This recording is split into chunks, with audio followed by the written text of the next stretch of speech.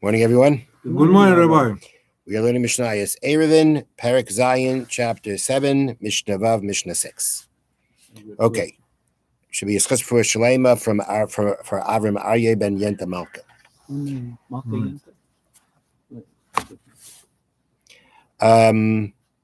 So getting back to a discussion about a what we call Shituf Mavois, where we mentioned previously you have a number of courtyards that are opened into an alleyway.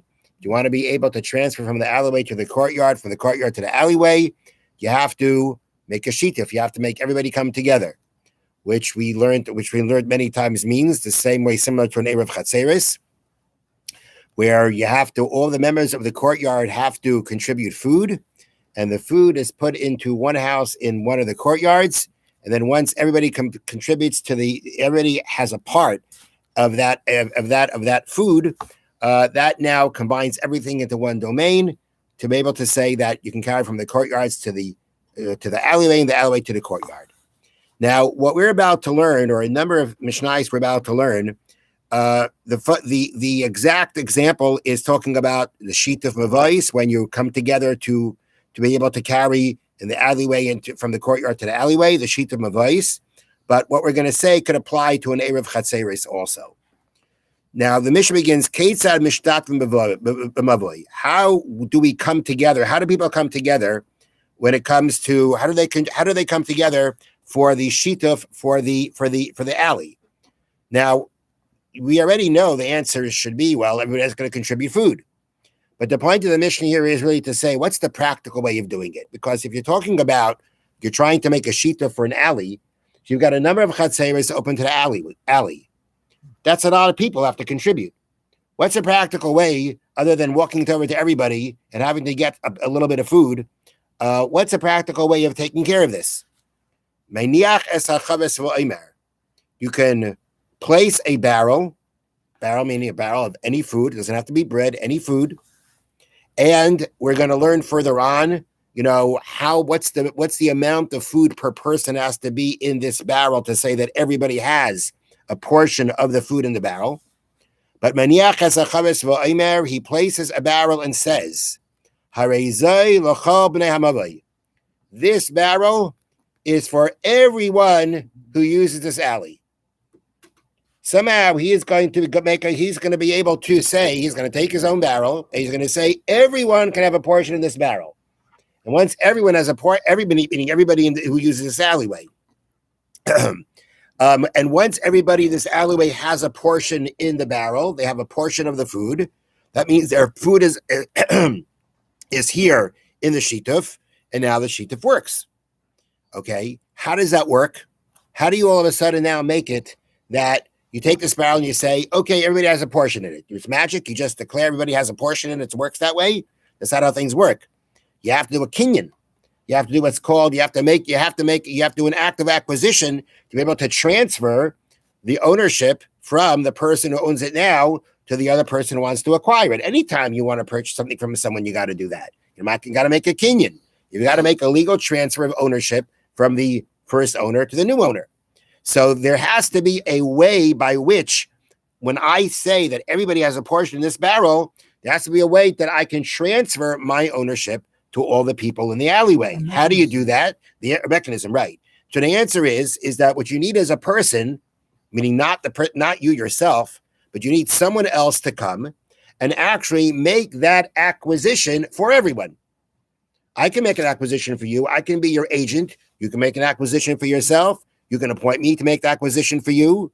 So in this case, the person who takes this barrel is going to find someone who's now going to act as the agent for everyone else, and he's going to do the acquisition. Basically, what happens in this case is you lift it up. That's a form of acquisition. You lift up the barrel. By lifting up the barrel, you have in mind to acquire a portion for everyone in the alleyway in this barrel. And that's the mechanism by being able to make it that everybody has a portion of food here. And that's how the sheaf was going to work.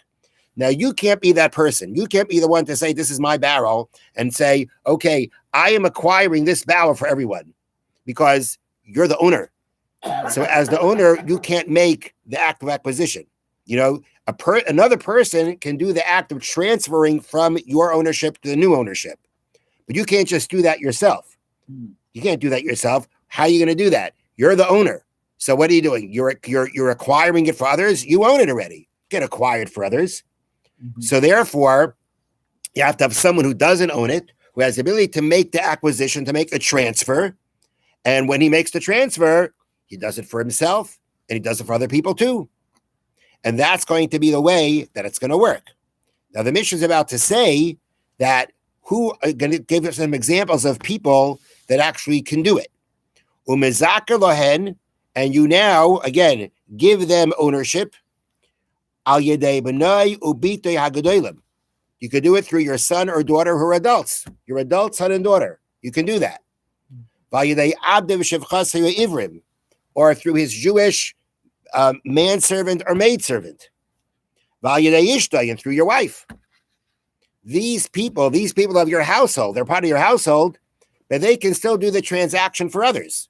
Because although they're members of your household, do these people have the ability to make their own acquisitions? They do. We're talking about adults. We're talking about an Eved Ivri. We're talking about a Jewish servant, not a non-Jewish slave. And even one's wife, where a man has certain rights to the certain things that a wife acquires. But all these people have their own ability to acquire something. If they have their own ability to acquire something, they can now do the transfer from his ownership to other people, to other people. Aval einoi mezaka, but you cannot give ownership, not through a son or a daughter who are minors, nor through his male or female non-Jewish slave, because in those cases, their hands are your hand. That means if you have a child who is a minor and they acquire something, right, it automatically goes to you. Automatically. They can't just go in and acquire something. Whatever they acquire automatically goes to you. Their hand is like an extension of your hand. The same thing when a person has a slave. Again, not an Eved Kanani, non-Jewish slave. There, again, the Eved Kanani who is your property, he's a slave, he's your property. His hand is an extension of your hand. He doesn't have the ability to make an acquisition on his own. If he doesn't have the ability to make an acquisition on his own, if he goes ahead and makes the acquisition, or the minor makes the acquisition, they cannot transfer it out of your domain because their domain is your domain. Whatever they acquire automatically goes to you. So they don't have the ability to take it out of your ownership. And therefore, if we're talking about adult children have the ability to make their own acquisition. So now they can make the acquisition for others in the shituf. The same thing with the other examples, one's wife. That can work. But when it comes to these people who basically they're considered an extension of the owner's hand, which is the children or minors or the slave, then they cannot be the ones who are going to acquire it for everybody else. But again, the Mishna is not excluding other people. You can have people who aren't members of your household that do it. They can do that. And very often nowadays for Erev Chatzeris, it works that way also. So for instance, again, the Erev Chatzeris that we use for our city Erev, okay? I don't go over to everybody and ask them for a piece of matzah or anything like that. You have one person who goes ahead and give him the box of matzah, and he acquires in this box a portion for everyone in our area. That usually in the Erev area. When it comes, in our case, he is a participant. I don't know if he has to be, but he is. Because again, you can make an agent to acquire something for you when he doesn't acquire it. So I'm assuming even if he wouldn't be part of the Erev, he could do it. I'm assuming. Typically we do it with someone local, so it's gonna be they're acquiring it for themselves too. So what we're saying here in this Mishnah, again, the Mishnah using an example by Mavoi, because in times in the Mishnah, that would be your more common example of trying to, how do you get a lot of people in this sheet of Mavais without going over to every person and going through the trouble of collecting food. In a Chatzar, it's not as hard necessarily. But that's why the example here was used by the Mavi, because since you have a number of courtyards opening into the Mavi, you want a lot of people, practical way of doing it is for one person to acquire a share in the barrel for all the people who who use the alleyway. Have a wonderful day. Thank you. Thank you, Rabbi. Okay, you have a Jewish game.